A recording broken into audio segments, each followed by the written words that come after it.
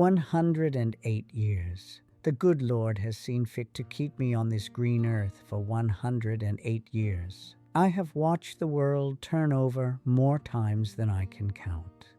I saw 2 world wars come and go.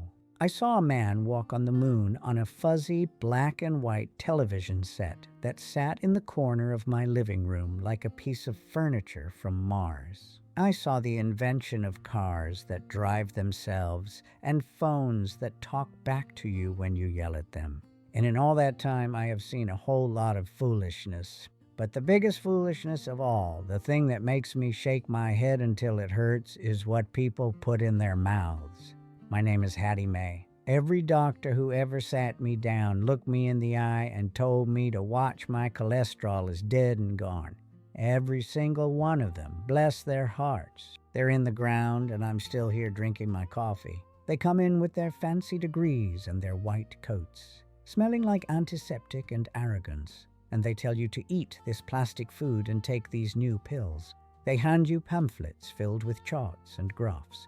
And half of it is just nonsense paid for by some company trying to sell you something in a cardboard box that has a shelf life longer than your dog. I am here to tell you the truth, the real truth. The kind of truth that gets passed down from your great-grandmama on a porch swing while snapping beans, not from a commercial on the television screen.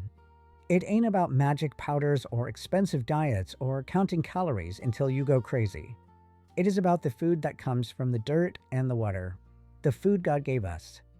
I've got 7 of them. 7 foods that I have been eating my whole life. 7 foods that are the reason I am still sitting here, clear-headed and strong enough to tell you what's what. Number 1, the black gold. The first one, and this is the one they love to argue about, is coffee. Yes, Lord, a good, strong, hot cup of black coffee. I have had one every single morning since I was 16 years old. That's 92 years of coffee. They tell you it's going to give you a heart attack. They tell you it makes you nervous. Child, please. What gives you a heart attack is worrying about every little thing and listening to people who don't know what they're talking about. That coffee wakes up your brain. It is full of what they call antioxidants, little scrubbers for your blood. It is a message to your body that says, it is time to get up and get to work. The good Lord wouldn't have made it smell like heaven if you didn't want you to drink it. But here's the trick, and listen close, because this is where y'all mess it up. Drink it black. Don't go putting all that sugar and that chemical creamer in it. That lights on fire if you hold a match to it. That is the devil's work. I see young folks walking around with cups of coffee that look like milkshakes, whipped cream, caramel syrup, sprinkles. That ain't coffee. That's a dessert with an identity crisis. You drink the bean water the way it was made, bitter and hot and honest. Number 2, God's candy. Second is berries, any kind you can get your hands on. Blueberries, blackberries, raspberries, strawberries. When I was a girl in Georgia, we picked them wild from the bushes behind the house. My fingers would be stained purple for days, and my mama would scold me for ruining my dress, but she'd be smiling because she knew we had good eating ahead. Now I get them from the store in a plastic clamshell, but I eat a handful every single day. They're sweet, but they don't have that fast, nervous sugar that rots you from the inside out. They're full of polyphenol. That is a fancy word for the color. And just like my daddy said, God rest his soul, the medicine is in the color. The darker the berry, the stronger the medicine. It keeps the inflammation down. It keeps the rust off your pipes. I see people eating these fruit snacks that look like rubber and taste like wax.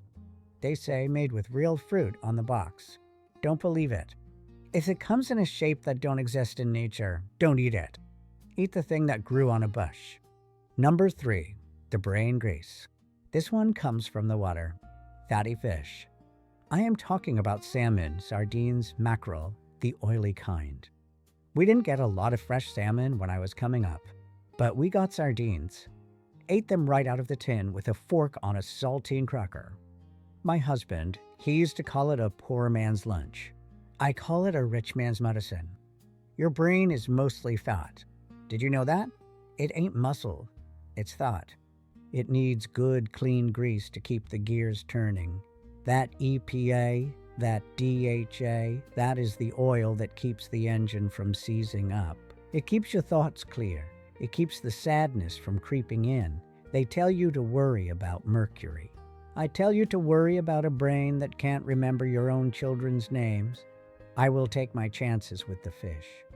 I've been eating it for a century, and I can still remember the name of the boy who stole my lunch money in the 3rd grade. His name was Bobby, and he had red hair. The fish works. Number 4, the perfect package. This is another one where they lied to you. Eggs, the whole egg, the yolk and all. For 50 years, they told us the yolk was going to clog our hearts like a drain pipe. They scared a whole generation away from the most perfect food God ever made. I remember in the 80s, everyone started eating those egg white omelets. Looked like rubber, tasted like disappointment. It was a lie, a big fat lie. The yolk is where the power is. It has got that choline for your brain, that lutein for your eyes so you don't go blind. It is a perfect little package of life. Think about it. That yolk has everything needed to make a whole chicken. You think it's going to hurt you?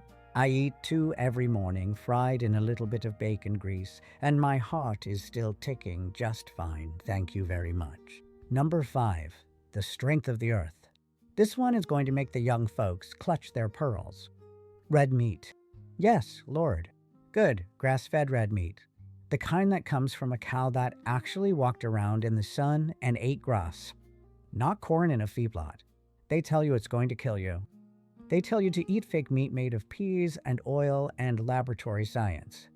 I tried one of those burgers once. Tasted like sadness and sawdust. I tell you this, your body needs what is in that meat. It needs that iron. It needs that B12. It needs that carnitine. Those are the things that give your muscles strength, that keep your blood strong. If you feel weak, if you feel tired all the time, it ain't because you are old. It is because you are starving your muscles. A cow is just a machine for turning grass and sunshine into strength you can eat. It is that simple. My daddy worked the fields from sunup to sundown, and he ate steak whenever he could get it. He was strong as an ox until the day he died. You need the blood to make the blood. Don't be afraid of it. Number 6, the living food. This one is a little different. Fermented foods. No, we didn't call it that back then. We weren't fancy. We called it sauerkraut. We called it pickles. We called it buttermilk.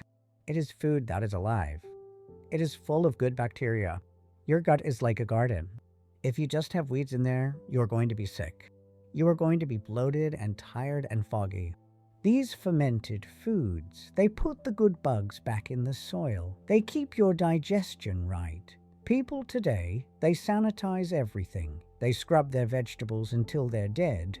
They take antibiotics for a sniffle. They kill all the good bugs along with the bad ones. You need to put life back inside you.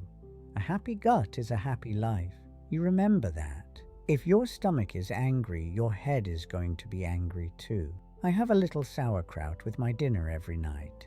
Keeps things moving, if you know what I mean. Number 7, the secret weapon. And the last one, number 7. This is my little secret. Raw cacao. Not chocolate. Not that sugary candy bar junk you buy at the checkout counter that's mostly wax and sugar. I am talking about the real, bitter, dark powder. The stuff that tastes like dirt and magic. I have 1 spoonful every morning mixed into my coffee. It has got something in it called PQQ. That is a mouthful, I know.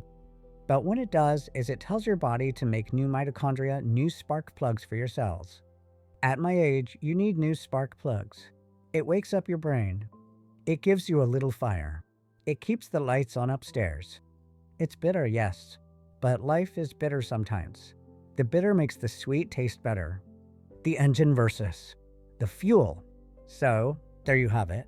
Coffee, berries, fatty fish, eggs, red meat, fermented foods, and cacao.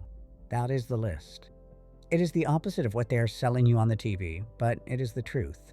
It is the food that built me. It is the food that has kept me here for over a century. But I am going to tell you one more thing, and this is important. Listen to me now, lean in close. It ain't just the food. The food is the fuel, but it ain't the engine. The engine is your spirit. You have got to have a reason to get up in the morning. You have got to have people to love. You have got to have a little faith. You can eat all the red meat and blueberries in the world, but if your heart is full of bitterness, you are going to get sick. Bitterness is a poison stronger than sugar. Anger is a toxin that no antioxidant can fix. I have seen people who ate perfect diets drop dead at 60 because they were miserable. They carried around old grudges like heavy stones in their pockets. They worried about money they couldn't spend. They hated their neighbors, and it ate them up from the inside. And I have seen people who ate biscuits and gravy live to 90 because they laughed every day. They forgave easily. They didn't take themselves too seriously. You have to forgive people, not for them, but for you. Holding on to a grudge is like drinking rat poison and waiting for the rat to die. Let it go. My husband, bless him, he could drive a saint to drink sometimes. He left his socks on the floor for 40 years. But I forgave him every day because loving him was more important than a clean floor. You have to laugh even when it hurts. You have to sit on the porch and watch the sun go down and marvel at it. You have to thank the good Lord for another day, even if your knees ache and your eyes are dim. You have to find something to do. Don't just sit in a chair and rot. I still garden. I still knit. I still tell my great-grandchildren when they're being foolish. You need a purpose. A car that sits in the garage rusts faster than a car that drives down the road. Keep driving. You do that, you keep your spirit light and your plate full of real food, and you might just stick around for a while. Now, if you will excuse me, it is about time for my afternoon coffee. And I believe I have a crossword puzzle that needs my attention. And after that, I might just have a piece of bacon. Because at 108, I can eat whatever the hell I want. Don't let the world fool you, child. Eat real food. Live a real life. And stay sweet.